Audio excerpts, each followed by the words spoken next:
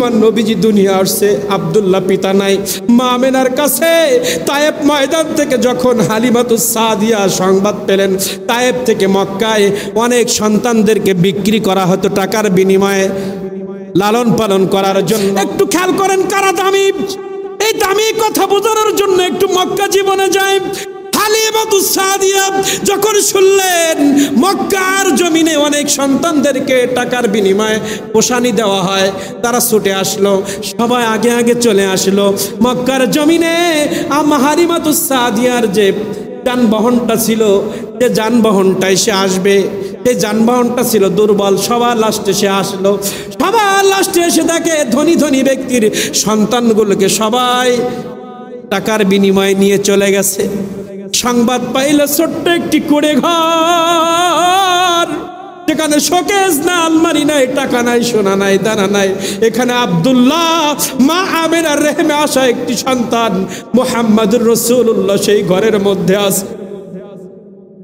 সেই মুহাম্মদুর রাসূলুল্লাহ তাকে কেউ নিল না, সবাই ধনীর সন্তানদেরকে নিয়ে চলে গেল, গরিব বলে কেউ তার পাশে গেল না। আল্লাহ তাকদিরে তো থাকা লাগবে। হালিমাতুস সাদিয়া চলে গেলেন, কেউ যখন গেল না, আমি গিয়ে দেখি। হালিমাতুস সাদিয়া গিয়ে দেখে মা আমেনার ঘরের মতো চাঁদের মতো সুন্দর একটি সন্তান, গিয়ে তার পাশে গিয়ে যখন বসলো, তার সিনার মধ্যে যখন হাত দিল, তার কলিজার মধ্যে অন্যরকম অনুভূতি শুরু হয়ে গেল। তার এই ভুরু দুই ভুরুর মাঝখানে যখন তাকাইলো, ইবনে কাসির বেদায়া আর নেহায়া কিতাবের মধ্যে, ইবনে কাসির তার তাফসির না পড়লে মুফাসসির হওয়া যায় না। ইবনে কাসির রাহিমাহুল্লাহ এই ব্যাখ্যা করেছেন, হালিমাতুস সাদিয়ার কথাগুলো কিতাবের মধ্যে আসছে। তিনি যখন আমার নবীজির কাছে গেলেন, আমার নবীজির এই দুই ভুরুর মাঝখানে যখন তাকাইলেন, তাকানোর পরে দেখতে পায় এমন একটি নূর চমকালো, যে নূরটা ওই ঘর থেকে আসমান পর্যন্ত আলোকিত করে দিয়েছে। মাহফুজ এইচডি মিডিয়া, আহলে সুন্নাত ওয়াল জামাতই একমাত্র মুক্তির পথ। সাদিয়া বলছেন, না খাওয়ার কারণে, ক্ষুধার্তের কারণে আমি হালিমাতুস সাদিয়া, আমার শরীরের মধ্যে শক্তি ছিল না, আমার বুকের মধ্যে দুধ ছিল না। এই মুহাম্মদুর রাসূলুল্লাহ এই সন্তানকে যখনই আমি হাত স্পর্শ করেছি, কোলের মধ্যে নিয়েছি, বুকের কাছে টাচ করেছি, আমার বুকের মধ্যে অটোমেটিক দুধে ভরে গিয়েছে। যখনই আমি কোলের মধ্যে নিয়েছি, আমার দেহের মধ্যে শক্তি ফিরে আসছে। যখন আমার নবীজিকে ঘরের মধ্যে থেকে বের করে নিয়ে আসলো, গাধার পিঠে যখন উঠলো, যে যানবাহনের মধ্যে গায়ে কোনো শক্তি নাই, হেলে দুলে পড়ে যায়। হালিমাতুস সাদিয়া বলে, আমার বহনের মধ্যে যখন আমি উঠলাম, আমার গহনের গায়ে শক্তি ফিরে আসলো, তার বানে দুধ চলে আসলো, যে দুধ দিয়ে আমরা সবাই তৃপ্তি সহকারে খাইলাম। মা আমেনা ঘর থেকে ডাকতেছে, হে হালিমাতুস সাদিয়া, তুমি কাকে করে নিয়েছো তুমি কি জানো? তার পিতার নাম আব্দুল্লাহ। আমি মা আমেনা, এমন একটি সন্তানকে তুমি নিয়ে যাচ্ছ, কিন্তু আমি কোনো টাকা পয়সা দিতে পারলাম না। সবাই তো সন্তান পালার জন্য টাকা দিয়ে তাদেরকে সন্তান দিয়েছে, কিন্তু আমি কোনো অর্থ তোমাকে দিতে পারলাম না। হালিমাতুস সাদিয়া বলে, এমন একটি সন্তান আমি পেয়েছি, আমার কোনো টাকা লাগবে না, আমি যা পাওয়ার তা পেয়ে গেছি, আমি যা পাওয়ার পেয়ে গেছি। জানো, ইনি হচ্ছেন শেষ নবী মুহাম্মদুর রাসূলুল্লাহ সাল্লাল্লাহু আলাইহি ওয়াসাল্লাম। তুমি জানো হে হালিমাতুস সাদিয়া, এই মুহাম্মদুর রাসূলুল্লাহ যেদিনকে থেকে আমার গর্ভে আসছে, দুনিয়া আসার আগ পর্যন্ত আমি কোনো বেদনা অনুভব করি নাই, আমি কোনো বেদনা অনুভব করি নাই। এই কথা কেন বললাম? এই ঘটনার দিকে গেলে অনেক লম্বা। যে কথা বলছিলাম, মুহাম্মদুর রাসূলুল্লাহ তো গরিব ঘরের সন্তান, ঠিক কিনা? কিন্তু সেই মুহাম্মদুর রাসূলুল্লাহ ইশারা করলে চন্দ্র বলে, আমি আর দ্বিখণ্ডিত না হয়ে থাকতে পারলাম। পৃথিবীর সৃষ্টি থেকে আজ পর্যন্ত, শুধু আজকে নয়, কিয়ামত পর্যন্ত সমস্ত পৃথিবীর বড় বড় বৈজ্ঞানিকরা গবেষণা করে যত বড় পরমাণু আর বোমা বানাক না কেন, চন্দ্র দ্বিখণ্ডিত করার ক্ষমতা কারণ না আছে, কেউ বলতে পারবে না। হুম তোমার ইউক্রেন উড়িয়ে দিব, বাংলাদেশ উড়িয়ে দিব, গাজা উড়িয়ে দিব, কিন্তু পৃথিবীর জমিনে কেউ এখনো পর্যন্ত ঘোষণা দিয়ে দিয়ে নাই সূর্য উড়িয়ে দিব, চন্দ্র উড়িয়ে দিব, কেউ ঘোষণা দিতে পারে নাই। এত ক্ষমতা, এত টাকা পয়সা, এত সেনাবাহিনী, র্যাব বাহিনী তোমার সাথে থাকে, কিন্তু তুমি চন্দ্রকে ধ্বংস করার মতো ক্ষমতা তোমার নাই। কিন্তু মুহাম্মদুর রাসূলুল্লাহ, আবু জাহেল, উতবা, সাইবার পাহাড় পরিমাণ সম্পদ ছিল মক্কার জমিনে, মদিনাবাসীর পাহাড় পরিমাণ সম্পদ ছিল, কিন্তু কেউ আল্লাহকে খুশি করতে পারে নাই, কেউ পৃথিবী ধ্বংস করতে পারে নাই। কিন্তু মুহাম্মদুর রাসূলুল্লাহ গরিব ঘরের সন্তান, একটা কাঁচা ঘরের সন্তান, কিন্তু তার মধ্যে আল্লাহ কত মহাব্বত দিয়েছে, কত পাওয়ার দিয়েছে, জমিন থেকে ইশারা করেছে চন্দ্র দ্বিখণ্ডিত হয়ে গিয়েছে। যেটা বুঝাচ্ছিলাম, আল্লাহর কাছে সম্মানীকে, তার মধ্যে আল্লাহর ভয় আছে। আমার নবী যে আল্লাহকে খুশি করেছে, সমগ্র পৃথিবী আল্লাহ নবীকে দিয়ে দিয়েছে। আর আল্লাহকে ভুলে যারা দুনিয়াদারি করেছে, তাদেরকে দুনিয়াও ধ্বংস করেছে, পরকালে তারা জাহান্নামের লাকড়ি হয়েছে। আজকে দেখেন আবু জাহেল, উতবা, সাইবার, যেখানে তাদের লাশ রয়েছে সেখানে বাথরুম তৈরি হয়েছে। আর সাহাবা ইকরামদের মাজারগুলো, কবরগুলোকে মানুষ চোখের পানি ছেড়ে জিয়ারত করছে। বোঝা যায় না কারা আল্লাহর প্রিয়? ওলি আল্লাহর দরবারে মানুষ পাগলের মতো ছুটে যাচ্ছে, তারাও মানুষ। আবার সাধারণ অনেক মানুষকে গালি দিচ্ছে, এ জুলুমকারী ছিল, এ মরেছে তো ভালো হয়েছে, এ পালিয়েছে তো ভালো হয়েছে, চলে গেছে তো ভালো হয়েছে। তাহলে ভালো হলে যে কবরে গেলেও তার প্রশংসা হয়, আর যে খারাপ হয় বেঁচে থাকলেও গালি, পালালেও গালি, কবরে গেলেও গালি। ঠিক কিনা বলেন? তাহলে আমাদের কি জয় করতে হবে? আল্লাহ রসুলকে জয় করতে গেলে আমার কলবের মধ্যে আল্লাহর ভয় লাগবে কিনা? তাহলে আল্লাহ কাদেরকে সম্মানী বলেছেন? যাদের কলবে আল্লাহ আল্লাহ রসুল আছে। বুঝে আসছে?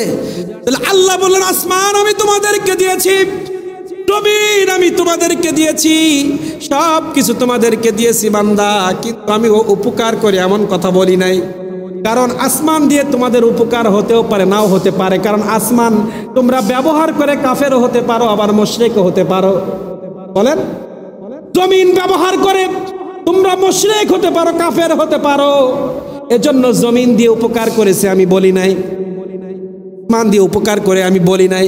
কিন্তু আমি যে নবী তোমাদের কাছে পাঠিয়েছি একজন ব্যক্তি, কিন্তু আসমান জমিন সমগ্র বিশ্ব আমার নবী মুহাম্মদুর হাতের মুঠোর মধ্যে দিয়ে দিয়েছি। আমার নবী কেমন নবী? আমি তো কোরআন মাজিদ ডাইরেক্ট তোমাদের কাছে দিতে পারতাম, কিন্তু নবীর মাধ্যমে দিলাম কেন? নবী ছাড়া নাই। আল্লাহ নিজের পরিচয় আল্লাহ দিয়েছেন, কুল হুয়াল্লাহু আহাদ, কিন্তু আল্লাহ নিজে বলে না আমি আল্লাহ এক, তোমরা কলেমা পড়ো বলে নাই। আল্লাহ বললেন, নবী আপনি মানুষকে বলেন আমি আল্লাহ এক, কারণ আপনার ছাড়া আমি পৃথিবীতে প্রকাশ হব না। গবেষণা করেন, আল্লাহ ডাইরেক্ট কলেমা পড়তে বলেছে আমাদের, আমার নবীকে বলেছে, নবী আপনি বলেন আমি আল্লাহ এক। আপনি বলবেন তাই মানুষ আমাকে ডাকবে, আপনার বাদ দিয়ে আমাকে ডাকলে কোনো লাভ হবে না। যে ডাকের মধ্যে মুহাম্মদ রাসূলুল্লাহ নাই, ওই ডাক আল্লাহ পর্যন্ত পৌঁছাবে না। সূরা ইখলাস তাফসীর করেন, পেয়ে যাবেন। সূরা ইখলাস তাফসীর করলে আল্লাহ বলছে, কুল আপনি বলেন হুয়াল্লাহু আহাদ, আমি আল্লাহ এক। এটা নবী আপনি বলেন, আমি বলবো না। কে বলেছেন আল্লাহ এক? আমাদেরকে শেখাইছেন কি আল্লাহ এক? কোরআন মাজিদ শেখাইছে। কোরআন মাজিদ কার পর নাজিল হয়েছে? নবী মুহাম্মদ রাসূলুল্লাহ। তাই নবী মুহাম্মদ রাসূলুল্লাহকে আল্লাহ দিয়ে বলেছেন, আমি বড় উপকার তোদের করেছি। এই উপকারে আমরা খুশি হয়েছি, ঠিক কিনা? যে উপকার আল্লাহ করেছেন, সে উপকারের নিয়ামতটা এই পৃথিবীর জমিনে আজকেই আসছিলেন, ঠিক কিনা? এখন বলতে পারেন শুধু 12ই রবিউল আউয়াল আসলে শুধু মিলাদুন নবী হয়, খানা পেনা হয়, আর সারা বছর নামাজ নাই, রোজা নাই। আমি আপনাদেরকে একটা কথা বলি, নামাজের মাধ্যমে আল্লাহকে খুশি করতে হবে, রোজার মাধ্যমে আল্লাহকে খুশি করতে হবে, আবার মিলাদুন নবীর মাধ্যমে আল্লাহকে খুশি করতে হবে। এখন আপনাদের কাছে প্রশ্ন করি, যদি কেউ বলে মিলাদুন নবীর দিন খুশি আনন্দ করে, সারা বছর নামাজ নেই, রোজা নাই। রে বাবা, মিলাদুন্নবী না হলে নামাজ আসতো? মিলাদুন্নবী না হলে নামাজ হতো? মিলাদুন না হলে মসজিদ হতো? মিলাদুন্নবী মানে কি? নবীর জন্ম। আরবিতে বলে মিলাদুন্নবী, নবীর জন্ম। আমার নাম কি? জিয়াউর রহমান। আমার নাম জিয়াউর রহমান। মিলাদুল জিয়াউর রহমান, যদি আমার মিলাদ হয় তা আমার নামে হবে। মিলাদুন নবী বলা হয় কি? নবীর জন্ম। নবীর জন্ম। পৃথিবীতে আপনি আমি কেউ হতাম না যদি নবী না হতো। তা নবীর জন্মে খুশি হতে কে বলেছেন? আল্লাহ। তা আপনি নামাজের দোহাই দেন, রোজার দোহাই দেন, হজের দোহাই দেন। হজ নাই, নামাজ না, রোজা নাই, সব ঠিক আছে। হজ, নামাজ, রোজা সব ঠিক আছে, মিলাদে খুশি নাই, ওটা কোনো কাজে লাগবে না, কোনো কাজে লাগবে না। মিলাদে খুশি নাই, যার মাধ্যমে নামাজ পাইলা, তার মিলাদের কারণে রোজা পাইলা, তার মিলাদের কারণে মসজিদ পাইলা, তার মিলাদের কারণে হজ পাইলা, কাবা চিল্লা, কোরআন মাজিদ চিল্লা, তার মিলাদে খুশি না হলে তোমার নামাজ রোজাতে কোনো কাজ নাই। আবার মিলাদে খুশি হয়ে নামাজ রোজা না পড়লে তারও কোনো লাভ নাই। আমি শুধু মিলাদে খুশি হলাম, নামাজ নাই, রোজা নাই, কাজ হবে না। সাহাবায়ে কেরাম 12 রবিউল আউয়াল মিলাদুন নবীতে খুশি হয়েছেন, মিলাদ পড়েছেন, রাসূলকে সালাম দিয়েছেন, কোরআন তেলাওয়াত করেছেন, রাসূল কারীম সাল্লাল্লাহু আলাইহি ওয়াসাল্লাম দুরূদ শরীফ পড়েছেন। বহু নজির রয়েছে। কিন্তু রাসূল সাল্লাল্লাহু আলাইহি ওয়াসাল্লাম সাহাবারা কি বেনামাজি ছিলেন? তাহলে আপনি যদি বলেন সারা বছর নামাজ নাই, মিলাদুন নবী পালন করো, তাহলে গালি কাদের উপরে পড়বে? সাহাবায়ে কেরামদের উপরে পড়বে। কারণ সাহাবায়ে কেরাম নিজেরাই তো এই অনুষ্ঠান পালন করেছেন। আমার নবীজি এই জন্মদিনে রোজা রেখে মিলাদুন নবী পালন করেছেন। সাহাবায়ে কেরাম কোরআন মাজিদ তেলাওয়াত, দুরূদে মুবারাকা, রাসূল সাল্লাল্লাহু আলাইহি ওয়াসাল্লাম জীবনী আলোচনার মাধ্যমে এই দিনটাকে উদযাপন করেছেন। সাবধানে কথা বলবো, আমি করি আর না করি, মানি আর না মানি, অসুবিধা নাই, এটা তো ফরজ না, মুস্তাহাব। জালালউদ্দিন সুয়ুতী রাহমাতুল্লাহ আলাইহি তিনি তাফসীরে জালালাইন লিখছেন। আমি আজকে আসার সময় এই হাদিসে মুবারাকা পড়ে এসেছি। জালালউদ্দিন সুয়ুতী তিনি তাফসীরে জালালাইন লিখছে, কি লিখছে? তিনি বলেছেন মিলাদুন নবী পালন করা মুস্তাহাব। ডাইরেক্ট বললাম, ইবারাত বলার দরকার নাই, যদি প্রয়োজন হয় ইবারাত দেখানো যাবে, কিন্তু বাংলায় বলছি। উনি বলেছেন কি? উনি কি আজকের আলেম? 50 বছরের আলেম? 100 বছরের আলেম? 200 বছর আগে, 1000 বছর আগে যে সমস্ত মুফাসসিরে ইকরাম তাফসীর লিখে কোরআন মাজিদের ব্যাখ্যা করেছেন, মিলাদুন নবী আছে, মিলাদুন নবীতে মিলাদ আছে, কিয়াম আছে, তেলাওয়াত আছে, দুরূদ আছে। 50 বছরের মধ্যে মিলাদুন নবী নেই বললে তুমি কি মৌলানা বলেন? হয়তো আপনি মিলাদুন নবীর সেই চ্যাপ্টারটা আপনার নসিবে জোটে নাই। আপনি একা আলেম নয়, আমি একা আলেম নয়। কেউ যদি রাসূল কারীম সাল্লাল্লাহু আলাইহি ওয়াসাল্লামের জামানার একটা হাদিস ও মিলাদুন নবীর উপরে পেয়ে থাকে, ওইটাই দলিল। আমি পাই নাই, আমার নসিব না, আমি পড়তে পারি না, বা আমার সংরক্ষণে নাই। রাসূল কারীম সাল্লাল্লাহু আলাইহি ওয়াসাল্লামের রেখে যাওয়া 20 লক্ষ হাদিস, কওমি আলিয়া মাদ্রাসায় মাত্র 12,000 হাদিস, বুখারী, মুসলিম, আবু দাউদ, তিরমিজি, নাসাই, ইবনে মাজাহ, মুসনাদ আহমদ সহ 12-13 হাজার হাদিস পড়ানো হয় মাদ্রাসায়। আর আমার নবীজি 20 লক্ষ হাদিস রেখে গেছে। আপনি শুধু আলিয়ায় পড়ে, কওমি পড়ে বললেন মিলাদ নেই, কিন্তু 20 লক্ষ হাদিস মাঠে ময়দানে পড়ে আছে বিভিন্ন রাষ্ট্রে। সেখান থেকে বড় বড় ডক্টরেটরা, বড় বড় মুফাসসিররা সে হাদিস কালেক্ট করে সেখান থেকে বের করে ফতোয়া দিচ্ছে, মিডিয়ার মাধ্যমে দেখাচ্ছে, কিতাব ডাইরেক্ট শো করতেছে। এরপরেও আপনাদের বিরোধিতা করা লাগবে? বলেন, রাসূল কয় লক্ষ হাদিস রেখে গেছে? এখানে তো ছাত্ররা আছে, জানা দরকার। কয় লক্ষ হাদিস রেখে গেছে? 20 লক্ষ। আপনি আমি কয়টা জানি? 2টা হাদিস পড়ে, এ নাই, তা নাই, ও নাই, এ নাই, এইভাবে নামাজ পড়ো, এইভাবে পড়ো, কত ফতোয়াবাজি চার দোকানে বিভিন্ন মোড়ে। কিন্তু শুনলে 10টা হাদিস মুখস্থ বলতে পারবে না। আর জালালউদ্দিন সুয়ুতী রাহমাতুল্লাহ আলাইহি 2 লক্ষ হাদিসের হাফেজ ছিলেন। যে ব্যক্তি 2 লক্ষ হাদিসের হাফেজ, তিনি বলছেন মিলাদুন নবী মুস্তাহাব। আর তোমরা যারা বলছো যাবে না, তুমি কয়টা হাদিস মুখস্থ করো? 100টা হাদিস বলতে পারবে না। যাই হোক, যে কথা বলছিলাম, আল্লাহ রাব্বুল আলামিন বললেন, আল্লাহ বললেন আমি নবীকে দিয়ে বড় উপকার করেছি, করেছে। ইজ বাআসা ফীকুম রাসূলাম মিন আনফুসিহিম, এই রাসূলের কাজ কি হবে একটু দেখেন, একটু মিলান। আমি উপকার করেছি কেন? ইজ বাআসা ফীকুম রাসূলাম মিন আনফুসিহিম ইয়াতলু আলাইহিম আয়াতিহি ওয়া ইউযাক্কিহিম ওয়া ইউআল্লিমুহুমুল কিতাব ওয়াল হিকমা। আমার নবীজি তোমাদেরকে পবিত্র বানাবে। খুব ভালো করে কোরআন মাজিদ, কোরআন মাজিদের শব্দ মুখস্থ করে যান, বাড়িতে গিয়ে মেলাবেন, বাড়িতে গিয়ে এই শব্দগুলো পড়বেন। আপনি আমি নবীর কদম ছাড়া পবিত্র হতে পারবো না, আমি কোরআন দিয়ে প্রমাণ করছি, হেফজ কোরআন শরীফ। আপনি আমি নবীর মোহাব্বত ছাড়া, নবীর ইত্তেবা ছাড়া আমি নাপাক, আমি কোরআন দ্বারা প্রমাণ করছি, আয়াত পড়েছি। আল্লাহ তাআলা বলেন আমি বড় উপকার করেছি। ইজ বাআসা ফীকুম রাসূলাম মিন আনফুসিহিম, কারণ পৃথিবীর জমিনে আসমান জয় করলেও সে নাপাক। পৃথিবীর জমিনে বাংলাদেশের প্রেসিডেন্ট হয়েও যদি আমার নবীর মোহাব্বত না থাকে সে নাপাক। 10টা দেশের যদি ক্ষমতা তার কাছে থাকে, তার মধ্যে আমার নবী যদি না থাকে সে নাপাক। আমি বলছি আপনাদেরকে, শোনেন। আর আপনি সাধারণ একজন মানুষ, ভ্যান চালান, আপনার টাকা পয়সা নাই, আপনার রাসূলের মোহাব্বত আছে, মানে আপনি পাক। আপনি কি? কথা বলেন আমার সাথে একটু। আপনি কি? আমি কি? পাক। আমার আল্লাহ তাআলা ঘোষণা দিয়েছেন নাম্বার পারার সূরা আলে ইমরান। কি নাম? সূরা আলে ইমরান 124, ভাষায় গিয়ে দেখবেন। সূরা আলে ইমরান 124 নম্বর আয়াত। আমি প্রত্যেকটা শব্দের ব্যাখ্যা করছি। সুত্তাল কম দিয়ে যদি একটু ক্লাসের মতো করে আমাদের উপকার হবে না? সুত্তাল তো জীবনে বহু শুনেছেন, কিন্তু যে কিছু নিয়ে যেতে পারলে লাভ আছে। আল্লাহ তাআলা বলছেন লাকাদ, নিশ্চয়, মান্না, আমি উপকার করেছি, আমি আল্লাহ উপকার করেছি, আলাল মুমিনিন, মুমিনদেরকে আমি উপকার করেছি। ইজ, যখন, বাসা, প্রেরণ করেছি, ফীহিম, তোমাদের মধ্যে, রাসূল, একজন রাসূল। এই রাসূলের একটা ওয়াজ করব, যদি আপনারা বসেন। রাসূল বলার কারণ কি, এ নিয়ে একটা তাফসীর আছে, একটু পরে বলছি, মনে রাখবেন। এর উপরে 10 মিনিট আলোচনা আছে।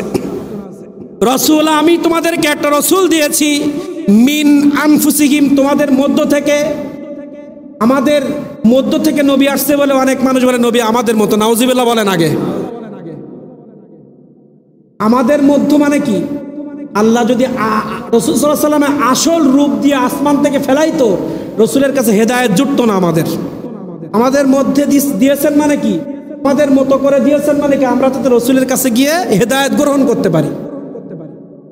রাসূলের যে পাওয়ার, যে ব্যক্তি চন্দ্র ইশারা করলে দ্বিগণ্ডিত হয়, তার পাওয়ার কি?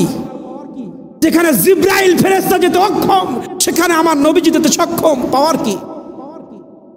যিনি নবীজি মসজিদে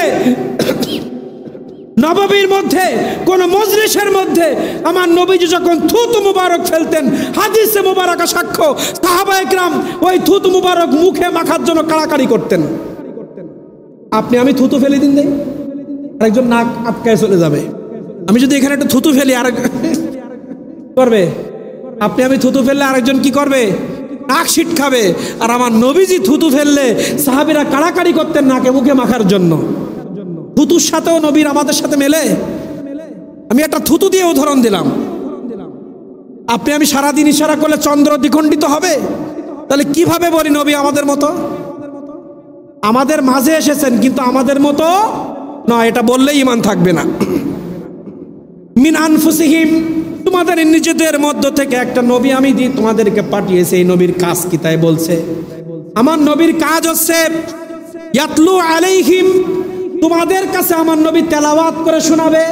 খুব ভালো করে বুঝবেন, নবী আমাদের কাছে তেলাওয়াত করে শোনাবে কি? আয়াতিহি, আমার নিদর্শন। আমি আল্লাহ আমার নিদর্শনগুলো আমার নবী জবান দিয়ে তোমাদেরকে বুঝাবে। এখন এই নিদর্শনের একটা নিদর্শন পুরো কোরআন মাজিদ। আমরা হয়তো মনে করি আবার সাহেবরা পড়ে আয়াতিহি মানে কোরআনের আয়াত, ওই 6666টা আয়াত। এই আয়াত মানে সে আয়াত নয়, এই আয়াত মানে নিদর্শন। এই মসজিদ একটা নিদর্শন। আয়াত মানে মসজিদ, আয়াত মানে কাবা, আয়াত মানে সূর্য, আয়াত মানে চন্দ্র, আয়াত মানে মদিনা শরীফ, আসমান, জমিন, সবকিছু আয়াত। এই কোরআন মাজিদও একটা আয়াত, নিদর্শন। এই কোরআন একটা নিদর্শন না, মুজিজা না? তা আমার আল্লাহ বলছে আমি আসমান সৃষ্টি করেছি। আসমান কেন সৃষ্টি করেছে আমার নবী জবানে তোমাদেরকে বুঝাই বুঝাই বলবে। এই কোরআন মাজিদ কেন পাঠিয়েছি তেলাওয়াত করে করে তোমাদেরকে শোনাবে। আমি কাবা শরীফ কেন নির্মাণ করেছি আমার নবীজি তোমাদেরকে বলবে। সেখানে তাওয়াফ করলে লাভ আছে। তাওয়াফ করলে আমি আল্লাহ তাদেরকে মাফ করে দেই। কাবা ধরে চোখের পানি ফেললে আমি তাকে মাফ করে দেই। এটা আমার নবী তোমাদেরকে বুঝাবে।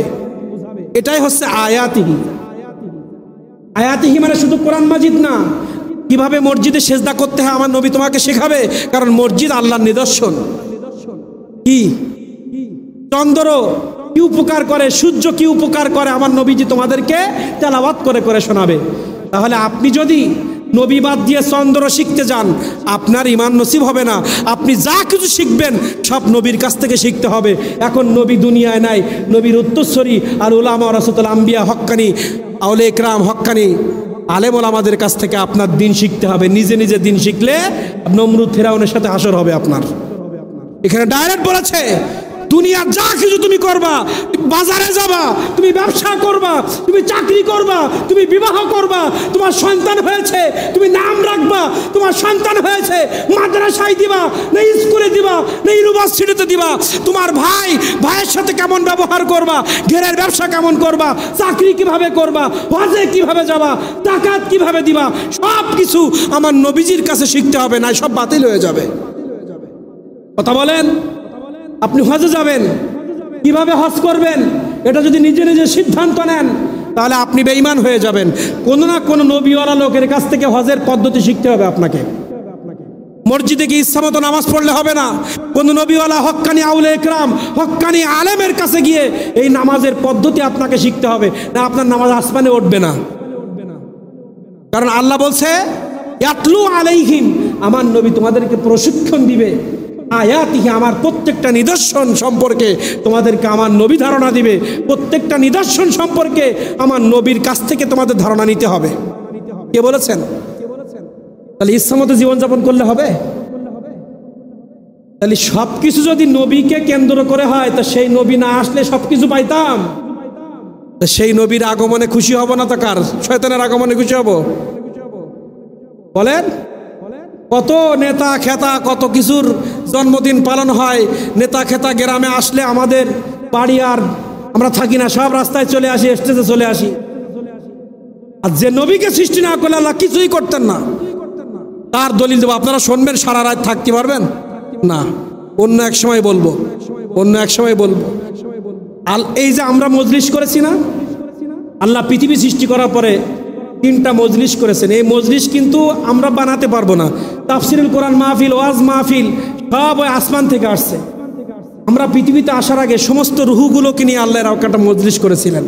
আর রুহু তৈরি করার আগে ওয়াইজ ক্বালা রাব্বুকা লিল মালাইকাতি ইন্নী জাইলুন ফিল আরদি খলিফা, আমার আল্লাহ যখন পৃথিবীতে মানুষ সৃষ্টি করার সিদ্ধান্ত নিয়েছেন তখন সমগ্র ফেরেশতাদেরকে ডেকে এরকম একটা মজলিস করেছিলেন। ফেরেশতারা বসা, আল্লাহ এখান থেকে ঘোষণা দিয়েছেন, হে ফেরেশতা আমি মানুষ সৃষ্টি করব। এটা প্রথম ওয়াজ মাহফিল আসমানে। দ্বিতীয় ওয়াজ মাহফিল হয়েছে আলাস্তু বিরাব্বিকুম। ফেরেশতারা যখন বাধা দিয়েছে তখন ফেরেশতাদের জবাব আল্লাহ তাআলা দিয়েছে, আমি যা জানি তুমি তা জানো না। ফেরেশতা বলছে তারা টাউটবাজি করবে, মানুষ টেন্ডারবাজি করবে, ঘুষ খাবে, সুদ খাবে, জেনা করবে, অন্যায়ের সম্পদ ফাঁকি দিবে, ভাইকে হত্যা করবে, বোনকে হত্যা করবে, মায়ের সাথে জেনা করবে, ভাইকে অন্যায়ভাবে হত্যা করবে, জুলুম নির্যাতন করবে, ফিতনা ফাসাদ করবে। এই মানুষ সৃষ্টি করার দরকার নাই। আমরা তো আমরা তো অনেক তাসবিহ পড়ি, এই মানুষ সৃষ্টি করার দরকার নাই। ক্বালা ইন্নী আ'লামু মা লা তা'লামুন, হে পৃথিবী, হে ফেরেশতা তোমরা জানো না আমি যা দেখছি তোমরা তা দেখো না। তোমরা মনে করছো টেন্ডারবাজি করবে, এই কথা আল্লাহ কেন বলেন আমি যা জানি তোমরা তা জানো না? কারণ মুহাম্মদুর রাসূলুল্লাহকে আল্লাহ পৃথিবীতে পাঠাবেন এই সিদ্ধান্ত আল্লাহ নিয়েছেন। এজন্য ফেরেশতাদের ওই বাধা আল্লাহ মানে নাই। এই মজলিস বুঝতে হবে আর আমার নবীজি সর্বপ্রথম সৃষ্টি, তার একটা দলিল দেই। দ্বিতীয় মজলিস যখন ফেরেশতাদেরকে আল্লাহ জবাব দিয়ে রুহু সৃষ্টি করলেন, এই রুহুগুলো এক জায়গায় করে, সেখানে আপনার রুহু ছিল, আমার রুহু ছিল, গৌসুল আজম খুল্লবীর রুহু ছিল, আদম আলাইহিস সালামের রুহু ছিল, সমগ্র বিশ্বের সমস্ত মানুষের রুহু, কাফের বেঈমান মুশরিক সবার রুহু যখন ছিল, আল্লাহ বললেন আলাস্তু বিরাব্বিকুম। কোন বান্দা অ্যানসার দেয় নাই। আদম আলাইহিস সালামের রুহু অ্যানসার দেয় নাই, নূহ আলাইহিস সালামের রুহু অ্যানসার দেয় নাই, আপনার আমার রুহু অ্যানসার দেয় নাই। একজনের রুহু অ্যানসার দিয়েছিল, তিনি মুহাম্মদুর রাসূলুল্লাহ সাল্লাল্লাহু আলাইহি ওয়াসাল্লাম। ক্বালু বালা, আমার নবীজি বলেছিলেন, হ্যাঁ আমি সাক্ষী দিচ্ছি আল্লাহ আপনি এক। আমার নবীর পজিশন চিনতে পেরেছেন? সেখানে আদম আলাইহিস সালামের রূহ ছিল, সেখানে মুসা আলাইহিস সালামের রূহ ছিল। কেউ বলে নাই রব্বি আল্লাহ, হে আপনি তাওহীদের স্বীকৃতি নেওয়ার জন্য রূহের কাছে যখন আল্লাহ প্রশ্ন করেছেন, আপনার আমার কোন রূহ সেদিন সাক্ষ্য দেয় নাই, দিয়েছিলেন আপনার আমার নবী মুহাম্মদুর রাসূলুল্লাহ। তাহলে তিনি জানতেন আল্লাহকে। তাহলে যিনি সবার আগে আল্লাহকে চিনলেন, তাকে আল্লাহ প্রথম সৃষ্টি করেছেন। আমরা বলি আদম আলাইহিস সালাম তো ফিজিক্যালি দুনিয়াবি আগে আসছেন, আমার নবী আসছে শেষে, কিন্তু পাওয়ার সবার থেকে বেশি। কি বলেন? পাওয়ার সবার থেকে বেশি কার? আমার নবী মুহাম্মদুর রাসূলুল্লাহ। কার উম্মত হয়েছেন আপনারা জানেন না? আমরা কার উম্মত হয়েছি আমরা একবারও চিন্তা করি না। তাহলে আমার নবীজি এই আয়াত শেষ করি না, শেষ করা হবে না। তাহলে আপনি আমি যা কিছু শিখবো কার কাছ থেকে শিখবো? নবী মুহাম্মদুর রাসূলুল্লাহ। এখন নবী মুহাম্মদুর রাসূলুল্লাহ দুনিয়া আছে? নাই। তাহলে ওনাদের উত্তরসূরি হাদিসে মোবারকে বলা হয়েছে আল উলামাউ ওয়ারাসাতুল আম্বিয়া। আমার নবী ঘোষণা দিয়েছেন, আমার ইন্তেকালের পরে আমি আলেমদেরকে রেখে গেলাম। কাদেরকে? এই আলেমদের উচ্চ মাকামে আছে আল্লাহর ওলি, হক্কানি আল্লাহর ওলি, যেখানে গিয়ে আপনাকে দিন শিখতে হবে। স্ত্রীর বিবাহ কিভাবে করবেন, স্ত্রীর সাথে কেমন ব্যবহার করবেন। আজকে আপনার আমার হক্কানি আউলিয়া কেরামের সাথে সম্পর্ক না থাকার কারণে, আলেম ওলামাদের সাথে সম্পর্ক না থাকার কারণে আমরা বউকে এলোপেতারি পেটাই, সন্তানকে আমরা সঠিকভাবে লালন পালন করতে পারি না। আজকে শুধুমাত্র তওবাত, আমরা নামাজে যখন আসি আল্লাহ রসুলের সৌবাত, বছরে একবার মিলাদুন নবী করি, রসুলের সৌবাত, পীরের দরবারে যাই, পীরের সৌবাত, আলেমের পাশে যাই, আলেমের সৌবাত, আর বাকি সব শয়তানের সৌবাতে থাকি। আরে শয়তানের সৌবাত এমন খারাপ জিনিস, ভাইয়ের সাথে ভাইয়ের দ্বন্দ্ব বাঁধায় দেয়, স্বামী স্ত্রীর সাথে দ্বন্দ্ব বাঁধায় দেয়। আপনি যখন কোনো হক্কানি ওলির সৌবাতে থাকবেন, কোনো হক্কানি আলেমের সৌবাতে থাকবেন, আপনি কোরআনের সৌবাতে থাকবেন, আপনি আল্লাহর সৌবাতে থাকবেন, আপনার দ্বারা মিথ্যা বেরোবে না, আপনার দ্বারা আপনার বউ পেরেশানিগ্রস্ত হবে না, আপনার বাবা মা আপনার দ্বারা কষ্ট পাবে না, আপনার সন্তান আপনার দ্বারা কষ্ট পাবে না, আপনার দ্বারা কোনোদিন অন্যায়ভাবে লোকের জমি দখল করা এই কাজ আপনার দ্বারা হবে না, সুদ আপনার দ্বারা হবে না, ঘুষ আপনার দ্বারা হবে না, জেনা ব্যভিচার আপনার দ্বারা হবে না। শুধুমাত্র এই কোরআনের সৌবাত না থাকার কারণে আপনি ইচ্ছা করলে সারাদিন বাড়ি কোরআন পড়ে সৌবাত পাবেন। যদি শুধুমাত্র বাড়ি নিজে নিজে তেলাওয়াত করে কোরআনের নূর সিনায় ঢোকানো যাইতো, সিদ্দিক আকবর বাড়ি ফেলে রসুলের দরবারে যাইতো না, ওমরে ফারুক সমস্ত ক্ষমতা ফেলে রসুলের গোলামিতে যাইতো না, যাইতো? সাহাবীরা স্ত্রী সন্তান ফেলে রেখে রসুলের কদমে ছুটে যেত না। যদি কোরআন নিজে নিজে পড়লে, এই আপনি পড়লে কোরআনের লেখক হতে পারবেন, রাইটার হতে পারবেন, কোরআনের বাহক হতে পারবেন, কিন্তু কোরআন মাজিদের যে নূর, এ নূর আপনার মধ্যে ঢুকবে না। এই কোরআন মাজিদের নূর ঢোকাতে গেলে কোনো না কোনো আলেম এবং ওলির সৌবাতে আপনাকে যেতে হবে। বুঝেছেন কথা? নিজে নিজে পড়লে ওই নূর আসবে না। কারণ সাহাবা একরাম নিজে নিজে শিখতে পারতেন, তারা রসুলের কাছে কেন গেছেন? এর মূল যে আলো, এই আলো নিতে গেলে কার কাছে যেতে হবে? রসুলের কাছে। রসুল আছে, তাহলে কার কাছে যাবেন? রসুলের উত্তরসূরিদের কাছে যাবেন। যেতে হবে না? গেলে আমার জীবন সুন্দর হবে। কেন যাবেন? আমার নবী আল্লাহ রাব্বুল আলামিন বললেন, সবাই বলেন ইয়া রাসূলুল্লাহ, ইয়া হাবিবাল্লাহ, ইয়া রাসূলুল্লাহ, তুমি জীবন, তুমি মরণ, আধার ঘরে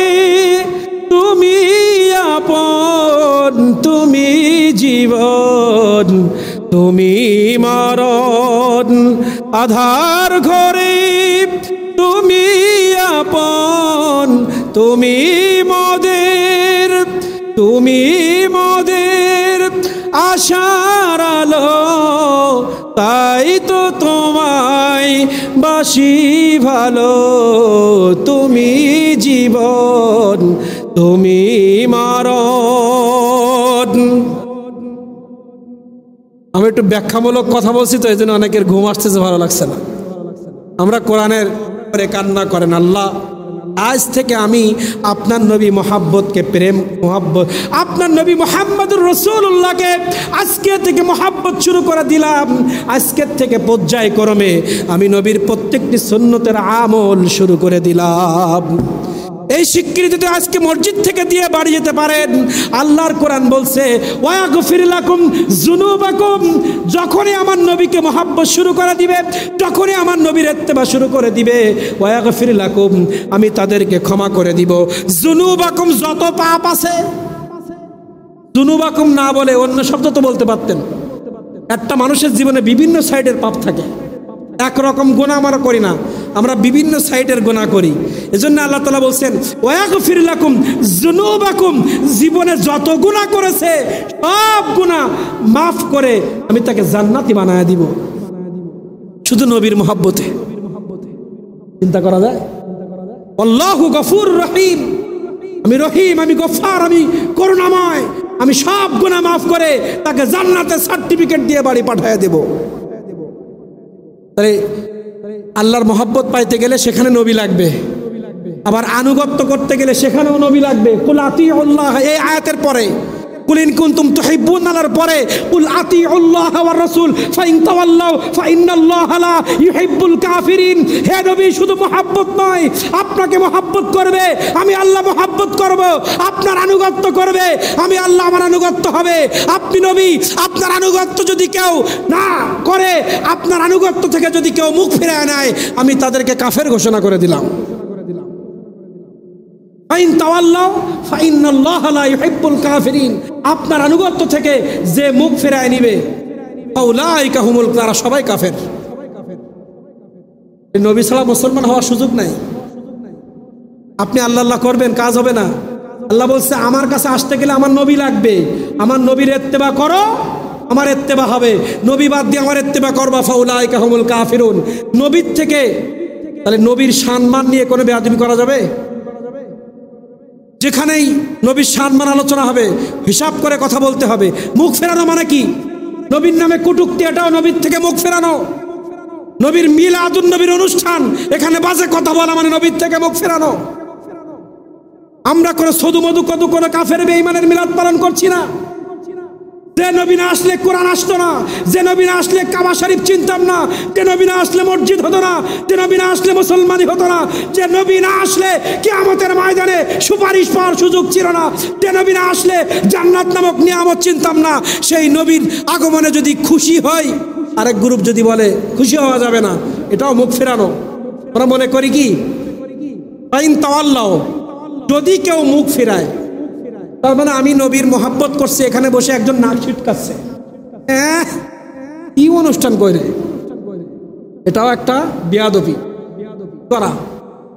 আমরা এখানে কি গান বাজনা করছি? আল্লাহ তাআলা বলেন ওয়ারাফা'না লাকা যিকরাক, হে নবী আপনার মর্যাদা আমি আকাশচুম্বী করেছি। যে যত বেশি আপনার মর্যাদা দিবে, যে যত বেশি আপনার আলোচনা করবে, আমি আল্লাহ তাকে তত বেশি মহব্বত করব।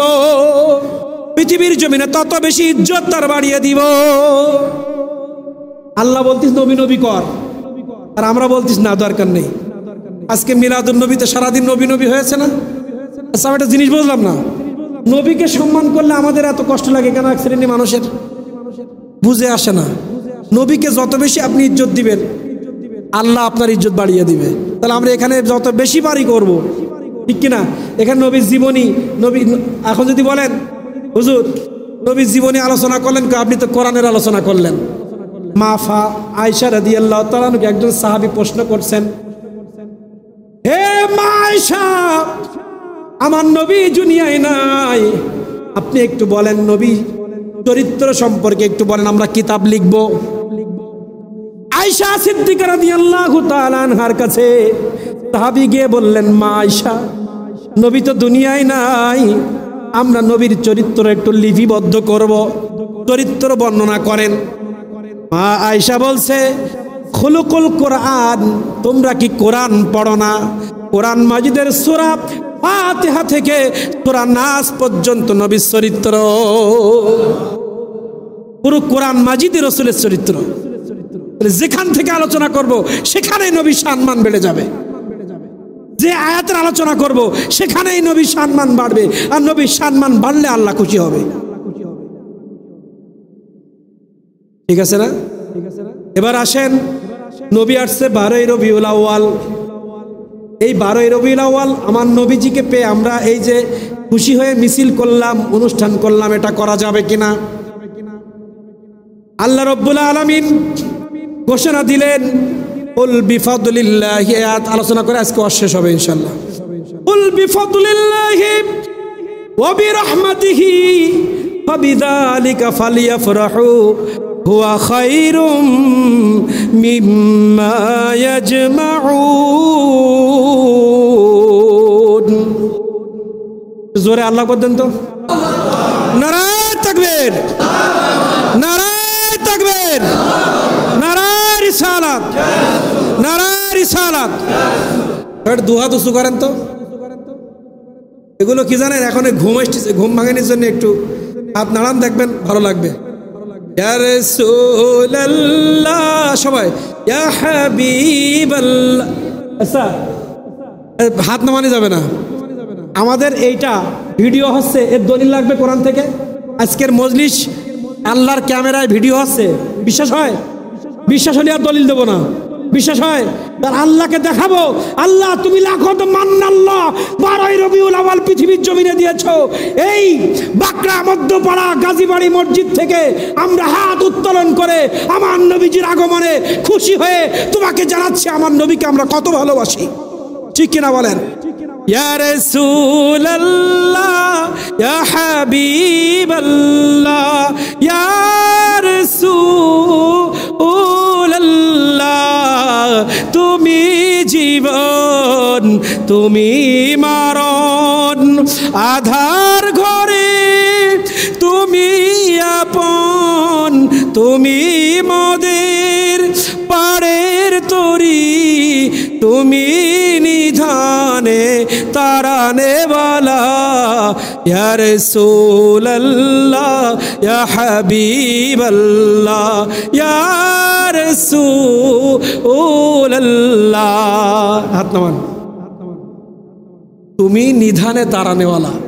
বলেন তো, কবরে আমার ভাই, আমার এমপি, আমার মন্ত্রী, আমার পজিশন যাবে?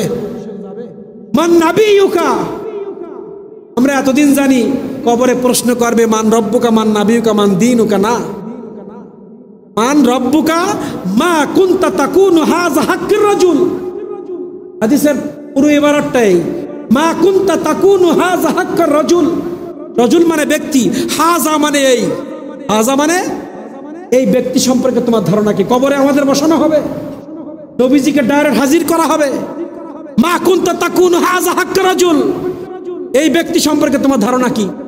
সারা জীবন নবীর দুশ্মনী করেছেন, ওখানে বলতে হবে হাই হাত আলা আদরি, আমি কিছুই জানি না।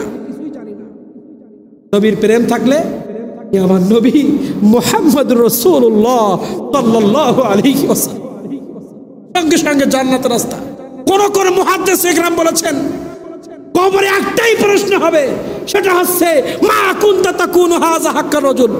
তারা দলিল দিয়েছে রবকে সবাই চেনে, গড বলুক, ভগবান বলুক আর যাই বলুক, আল্লাহকে সবাই মানে, আল্লাহকে সবাই মানে। দিন ইসলাম, এটা বিধর্মীরাও জানে ইসলাম ধর্ম আছে, বৌদ্ধ, খ্রিস্টান, হিন্দু, বিভিন্ন ধর্ম পৃথিবীতে আছে। ও কাফেররাও জানে মুসলমান ধর্ম একটা আছে। আটকাবে এক জায়গায়, মা কুনতা তাকুনু হাযা হাক্কুর রাজুল, এই রসুলকে চিনার জায়গায় সবাই আটকায় যাবে। এজন্য অনেক মুহাদ্দিস ইকরাম বলেছেন কবরে প্রশ্ন হবে একটা। হাদিস তো অনেক, কোন জায়গায় মান রব্বুকা মান নাবিয়ুকা মান দীনুকা হাদিসে আছে। অধিকাংশ হাদিসে আমরা পড়েছি মিশকাত শরীফ, বুখারী শরীফ, মা কুনতা তাকুনু, মা কুনতা তাকুনু, মা কুনতা তাকুনু। নবীর জায়গায় এসে মা কুনতা তাকুন এই শব্দ ব্যবহার হয়েছে। আর মুসনাদে আহমদ এখানে একটা হাদিস বলা হয় শুধু নবীর নাম প্রশ্ন করা হবে, আর কিছু না। কারণ নবীর জায়গায় আটকালে জাহান্নাম, নবীর জায়গায় পাশ করলে জান্নাত। এই জন্য তো আমরা নবী নবী করি, ঠিক কিনা? আজকের এই নবী নবী আমাদের নাজাতের ওসিলা হতে পারে, ঠিক কিনা বলেন? আজকের নবীর এই প্রেম একটা রাতের প্রেম। কারণ হাসরের ময়দান হবে অনেক কঠিন, আবার অনেক সহজ। তখন জীবনে ইমান নিয়ে যারা জাররা পরিমাণ ইমান নিয়ে যারা কবরে যাবে, হাসরে উঠবে, জীবনে একটা ভালো কাজ করলেও আমরা ইমান অবস্থায় করেছি।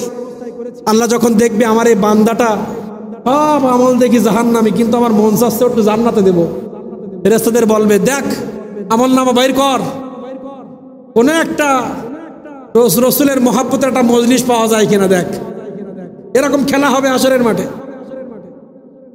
হতে পারে আজকের এই মহাব্বতের এই মজলিসটা আমাদের নাজাতের ওসিলা হতে পারে, ঠিক কিনা? বিশ্বাস হয়? বিশ্বাস হয় না? আল্লাহ তাআলা বলছেন সামান্য একটা আমল যদি আল্লাহ কবুল করে আমার জান্নাতে দিয়ে দিবে। করবে? আমাদের গুনাহ আল্লাহর রহমতের কাছে তুচ্ছ।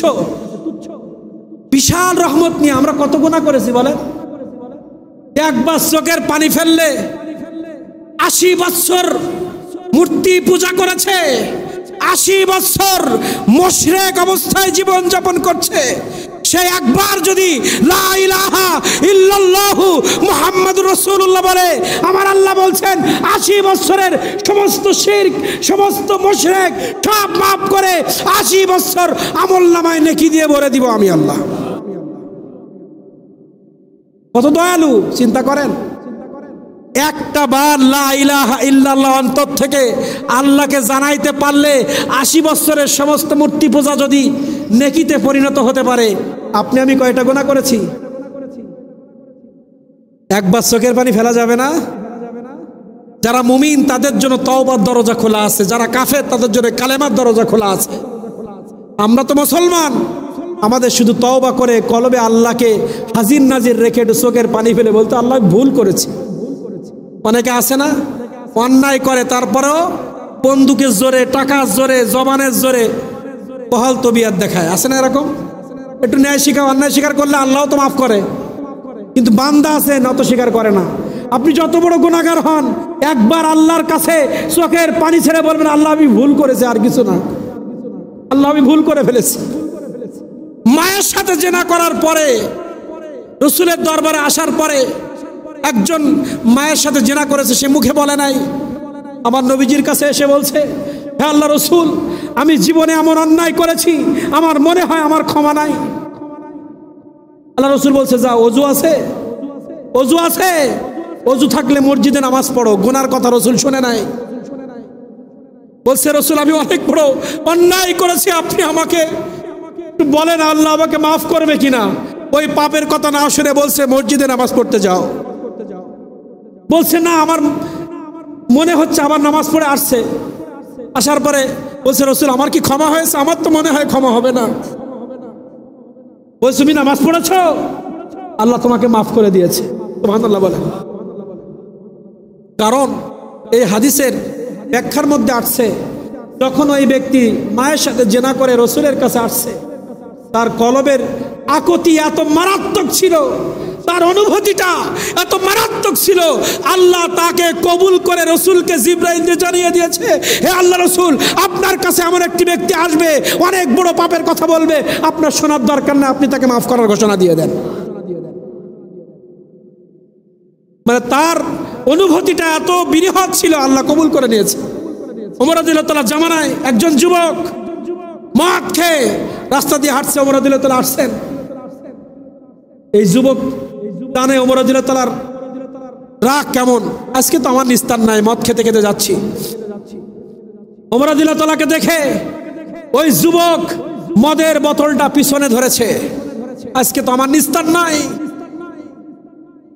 ওই যুবক মদের বোতলটা পিছনে রেখে চোখ দিয়ে অঝরে কাঁদতেছে আর কলবে কলবে আল্লাহ আল্লাহ করছে, ও আল্লাহ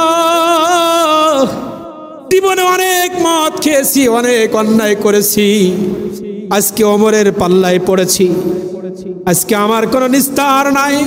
ও আমার মাবুদ, তুমি যদি আজকে ওমরের হাত থেকে আমাকে বাঁচিয়ে দাও, আমি জীবনের মতো অন্যায় কাজ ছেড়ে দিব। চোখে যত পানি ঝরাই না কেন, মুখে যত বল দেই না কেন, আমার কলবের মধ্যে, মুখের মধ্যে যদি এক হয়ে যায়, আমার ফেস এবং আমার কলব যদি এক হয়ে যায়, কলবের খবর রাখে কে? জোরে বলেন, কলবের মালিককে। আপনি চোখে পানি ঝাড়েন আর না ঝাড়েন, কলবের কথা রাখে কে? কলবের খবর রাখে কে? ওই যুবক কলব দিয়ে আল্লাহকে খুশি করতে পেরেছে। ওমর রাদিয়াল্লাহু এসে বলছে, যুবক পিছনে কি লুকাইলা, বের করো। কি লুকাইলা, বের করো। যুবক বোতলটি ওমর রাদিয়াল্লাহু তাআলা আনহুর কাছে যখন দিলেন, ওমর রাদিয়াল্লাহু তাআলা ঢেলে দেখেন বোতলের মধ্য থেকে মধু বাইর হইতেছে। তাহলে আল্লাহ যদি তওবা করার কারণে মদের বোতলের মদকে মধু বানাইতে পারে, তাহলে আপনার আমার গুনাহ মাফ করতে পারে কিনা?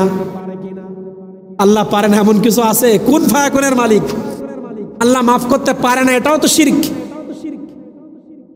তাহলে আজকে আমরা মুনাজাতের মাধ্যমে, তওবার মাধ্যমে আজকে আল্লাহর কাছে দোয়া করব, আল্লাহ তোমার নবী যে আয়াত পড়েছিলাম, আয়াতের বাংলা অনুবাদ করে শেষ করছি 5 মিনিটের ভিতরে। কুল, হে নবী আপনি বলেন, বিফাদলিল্লাহ, ফাদল মানে অনুগ্রহ, আল্লাহ মানে আল্লাহ। আল্লাহ তাআলা বলছে, কুল হে নবী আপনি বলেন, বিফাদলিল্লাহ আমি আল্লাহর অনুগ্রহ যারা পেয়েছে, অবি রহমাতিহি আমার রহমত যারা পেয়েছে, ফাবিজালিকা ওই ব্যক্তিরা ফালিয়াফরাহু তারা যেন খুশি উদযাপন করে। সুবহানাল্লাহ বলেন। আমি বাংলা ওয়ার্ড মিনিং করেছি, এবার ব্যাখ্যায় যাই। বিফাদলিল্লাহ ইবনে আব্বাস রাদিয়াল্লাহু রাসূলের আপন চাচা, একজন মুফাসসিরের কথা বললাম। জালালউদ্দিন সুয়ুতি, 2 জন মুফাসসিরের কথা বললাম। আর না, বেশি মুফাসসিরের কথা বলে লোড নিতে পারবেন না। 2 জন মুফাসসিরের বক্তব্য বলি। কুল বিফাদলিল্লাহ, বিফাদলিল্লাহ বিমানা কোরআন, বিমানা মানে অর্থ। কুল বিফাদলিল্লাহ বিমানা আল কোরআন। বিফাদলিল্লাহ মানে আল্লাহ, সাহাবায়ে মুফাসসির একরাম বলছে আল্লাহর অনুগ্রহ প্রথম কোরআন, কি বলেছে? আর দ্বিতীয় বলছে বিমানা ইলম, ইলম মানে জ্ঞান। আল্লাহ বলছে আমার কোরআন এবং আমি যে জ্ঞান তোমাদেরকে দিয়েছি, এই কোরআন আর জ্ঞান পেয়ে তোমরা খুশি হয়ে যাও। আমরা এসএসসি গোল্ডেন পাইলে মিষ্টি খাওয়াই, খাওয়াই না? গোল্ডেন পাইলে মিষ্টি খাওয়ায়, জন্মদিনে মিষ্টি খাওয়ায়। কিন্তু আল্লাহ বলছে তুমি কোরআন শিখতে পেরেছো, তুমি কোরআন মাজিদের হাফেজ হয়েছো, তুমি খুশি হয়ে সারা বিশ্ববাসীকে খাওয়াও। কিন্তু এখনকার সময় হাফেজ হলে খাওয়ানো নাই। একটা হাফেজ আল্লাহ কোরআন মাজিদ পেয়ে, মানে কোরআন মাজিদ শিখতে পেরে, হাফেজ হয়ে, আলেম হয়ে কোরআন মাজিদের জ্ঞান অর্জন করতে পেরে তুমি খুশি হও, মানুষকে খাওয়াও। আর যে ছেলেটা হাফেজ হয় তার বাপ মা খরচ করে না, ডাক্তার হলে তখন খরচ করে। ওমর রাদিয়াল্লাহু তাআলা জীবনী বলি, সূরা আলে ইমরান, ওমর রাদিয়াল্লাহু তাআলা লাগছে কতদিন? সূরা বাকারা তাফসীর সহ ওমর রাদিয়াল্লাহু তাআলাকে 12 বছর সময় লাগছে। 12 বছর পরে ওমর রাদিয়াল্লাহু তাআলা সূরা বাকারার অর্থ বুঝতে শিখেছে। যেদিনকে সূরাতুল বাকারার তাফসীর, অর্থ, ব্যাখ্যা ওমর ফারুক রাদিয়াল্লাহু তাআলা আয়ত্ত করতে পেরেছিলেন, হাদিস শরীফ শিক্ষক বকরি জবাই করে সমস্ত এলাকার মানুষকে খাওয়াইছিলেন। তিনি জানতেন কোরআন পেয়ে, জ্ঞান পেয়ে খুশি হতে আল্লাহ বলেছেন। তাহলে কোরআন মাজিদের সূরা মুখস্থ করা, কোরআন মাজিদের জ্ঞান অর্জন করা, এই মানুষগুলো আল্লাহর কাছে সব থেকে বেশি প্রিয়। এই কোরআন মাজিদ শিখতে পেরে, কোরআন মাজিদের জ্ঞান অর্জন করতে পেরে আল্লাহ বলেছে তুমি খুশি হও। এটা গেল বিফাদলিল্লাহ। ওয়াবি রহমাতিহি, ওয়াবি রহমাতিহি বিমানা মুহাম্মাদুর রাসূলুল্লাহ সাল্লাল্লাহু আলাইহি ওয়াসাল্লাম। বলেছেন কে? জালালউদ্দিন সুয়ুতি, তাফসীরে জালালাইনের লেখক। ইবনে আব্বাস মুফাসসির জগতের শ্রেষ্ঠ মুফাসসির, অবিরহমাতিহি মানে নবী মুহাম্মদ রাসূলুল্লাহকে বলা হয়েছে। তাহলে জ্ঞান পেয়েছো, কোরআন পেয়েছো, নবী পেয়েছো, ফাবিযালিকা ফালিয়াফরাহু, তুমি খুশি উদযাপন করো। নবীটা পেয়েছি 12 রবিউল আওয়ালে। কবে পেয়েছি? আমার নবীটাকে আমরা কবে পেয়েছি? নবীর জীবনে কি আমরা, নবী যেদিন মক্কায় জন্মগ্রহণ করেছিল, আমাদের এখানে কারো জন্ম সেখানে হয়েছে? আমার নবীজি যখন দুনিয়ার মা আমেনা সহ মক্কার বড় বড় কাফের বেঈমানের বক্তব্য হাদিস শরীফে আছে, মা আমেনার কথা নয়, আমার নবীজি দুনিয়া আসছে বালুকণা পর্যন্ত লাব্বাইক আল্লাহুম্মা লাব্বাইক বলেছে। গাছের পাতা থেকে জবান ছুড়ে এসেছে নবী জাহালান সাহালান ইয়া রাসূলুল্লাহ। সূর্য থেকে আসমান থেকে লক্ষ কোটি কোটি ফেরেশতা সমগ্র বিশ্ব আমার নবীজিকে ঘুরিয়ে দেখিয়েছেন। যেদিন কেউ নবীজি দুনিয়া আসছে, পারস্য ওই প্রাসাদ পর্যন্ত মক্কা থেকে আলোকিত হয়ে গিয়েছে, সমগ্র বিশ্বে খুশি উদযাপন করেছিল। আজকে নবীর জামানা আমরা পাই নাই, এজন্য বছরে একবার নবীর আগমনে খুশি উদযাপন করে একটু তৃপ্তি পাই, ঠিক কিনা বলেন? আমরা নবীজির সেই জন্মস্থান দেখি নাই। যারা নবীজির জন্ম দেখেছিল তারা খুশি হয়েছিল, তারা জান্নাতি হয়েছে। নবীজির জন্মকে যারা খুশি পালন করেছে তারা জান্নাতি হয়েছে। নবীজির আগমনে যারা গুচ্ছা হয়েছে তারা জাহান্নামী হয়েছে। আপনি আমি গোলাগার কাটি বাকরার জমিনের মানুষ নবীজির সে আগমন স্বচক্ষে দেখতে পারি নাই। শ্রেষ্ঠ মানবের সেই জন্মদিনটাকে আমরা উপলব্ধি করতে পারি নাই। এই জন্য বছরে একবার নবীজির আলোচনা করে খুশি হয়ে জুলুস করে আমরা সেই তৃষ্ণা মিটাই। বলেন, কথা বলেন। আর খুশি পালন করতে তো আল্লাহ বলেছে, আমার কি সমস্যা? কোরআন পাইছো, জ্ঞান পাইছো, নবী পাইছো, খুশি হও। পৃথিবীতে অনেক কিছু পেয়ে আমরা খুশি হই। সুন্দর বউ পেয়ে খুশি হই, সুন্দর সন্তান পেয়ে খুশি হই, ব্যবসা ভালো হলে খুশি হই, চাকরিটা ভালো হলে খুশি হই, ডাক্তার হলে খুশি হই, ইঞ্জিনিয়ার হলে খুশি হই, এমপি হলে খুশি হই, মন্ত্রী হলে খুশি হই, চেয়ারম্যান হলে খুশি হই, ওয়ার্ড মেম্বার হলে খুশি হই, মেম্বার হলে খুশি হই, হই কিনা? তো নামাজ পড়তে শিখে খুশি হয় কজন? কোরআন পড়তে শিখে খুশি হয় কজন? কোরআন পড়তেই তো পারে না, খুশি হবে কবে? পৃথিবীর সব খুশিতে আমরা খুশি। বাংলাদেশ সহ সারা বিশ্বে 31st নাইট হচ্ছে, পয়লা বৈশাখ হচ্ছে, কত বেদাতি কাজ হচ্ছে, তার সাথে কোরআন হাদিসের কোন রকম সম্পর্ক নাই। আর যে খুশি পালনটা কোরআন এবং হাদিসের সাথে সম্পর্ক, সেইখানে আমাদের চুলকানি কেন? এত খুশি আমরা পালন করি। আর ডাইরেক্ট কোরআন পেয়ে, জ্ঞান পেয়ে, নবী পেয়ে খুশি হতে বলেছেন কে? জোরে বলেন। যে আল্লাহ খুশি হতে বলেছেন সেইখানে খুশি তো দূরের কথা, আরো বেরাজ হচ্ছে। আল্লাহ তাআলা আমাদের সবাইকে তৌফিক দান করুন। আখিরি দাওয়ানা আনিল হামদুলিল্লাহি রাব্বিল আলামিন।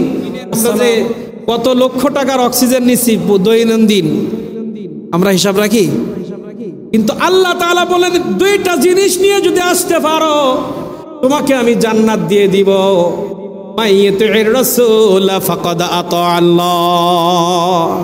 আমার রাসূলকে খুশি করার মাধ্যমে আমার কাছে যদি আসতে পারো, তার মানে নামাজের রাসূল, যাকাতের রাসূল, হজের মধ্যে রাসূল, আপনি ব্যবসা করবেন সেখানে রাসূল, লেখাপড়া করবেন সেখানে রাসূল। নবীজির ইত্তেবা ছাড়া আল্লাহর ইত্তেবা কখনোই সম্ভব নয়। আমাকে খুশি করার আগে রাসূলকে খুশি করো। এই জন্য তো রাহমাতুল লিল আলামিন এই দিনে আসছে, আমরা খুশি হয়ে এখানে আসছি।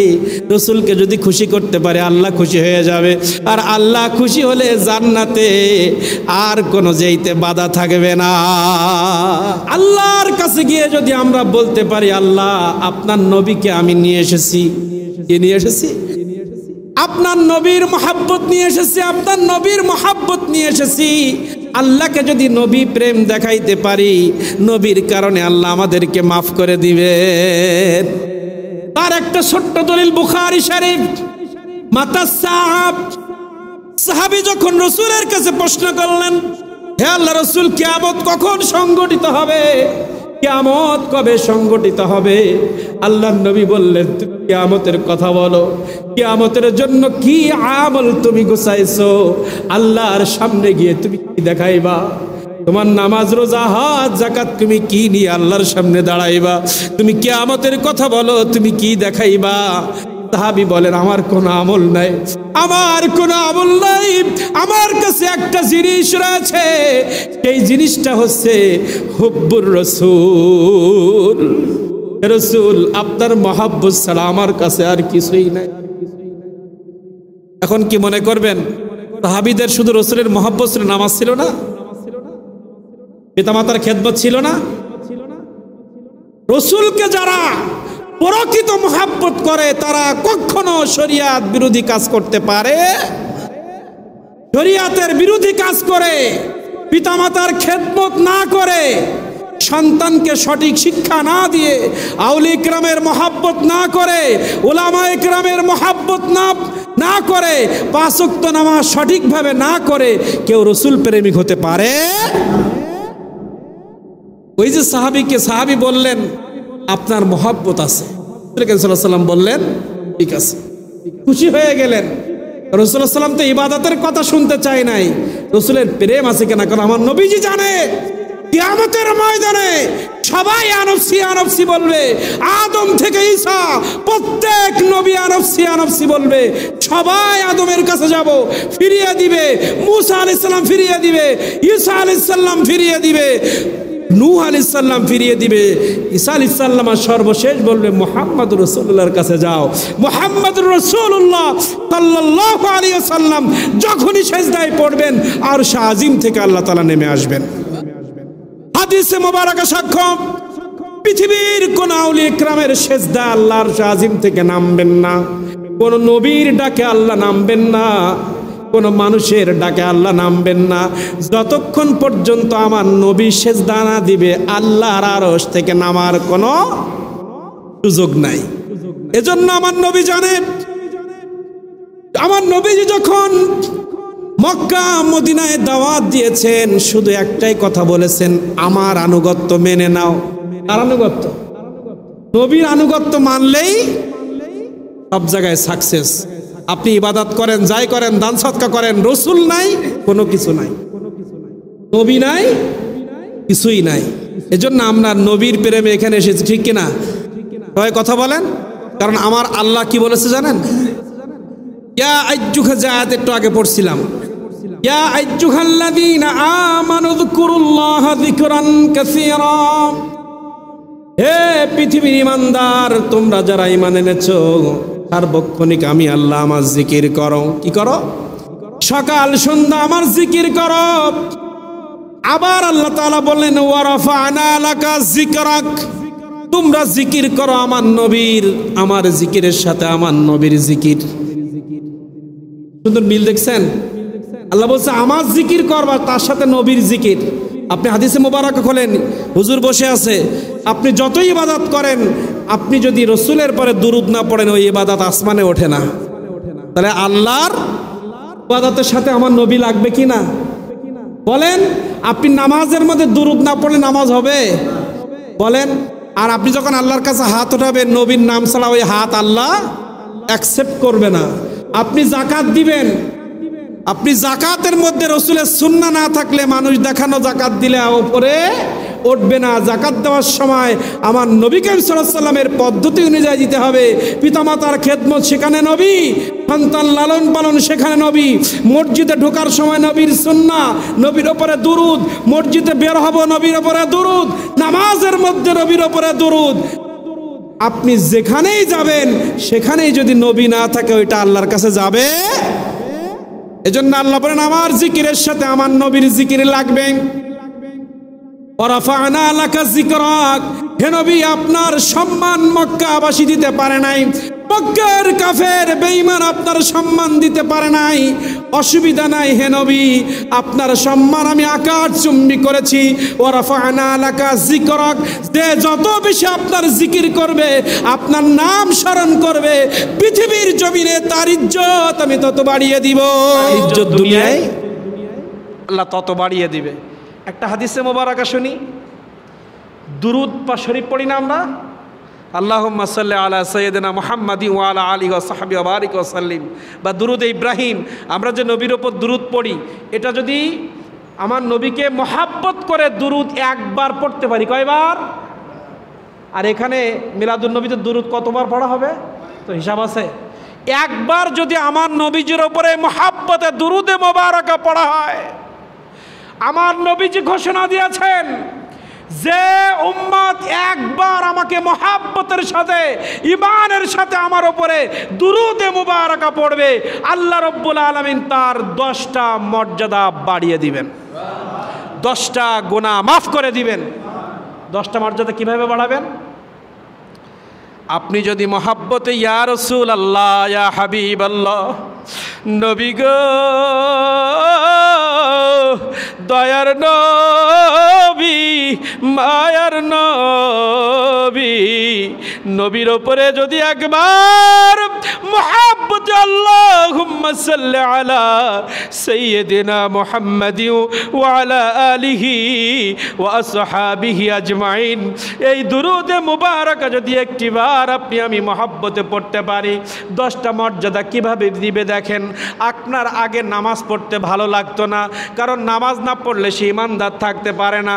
রাসূলের দুরূদ পড়ার কারণে আপনি আগে নামাজ পড়তে ভালো লাগতো না, এখন আপনার নামাজ পড়তে ভালো লাগবে।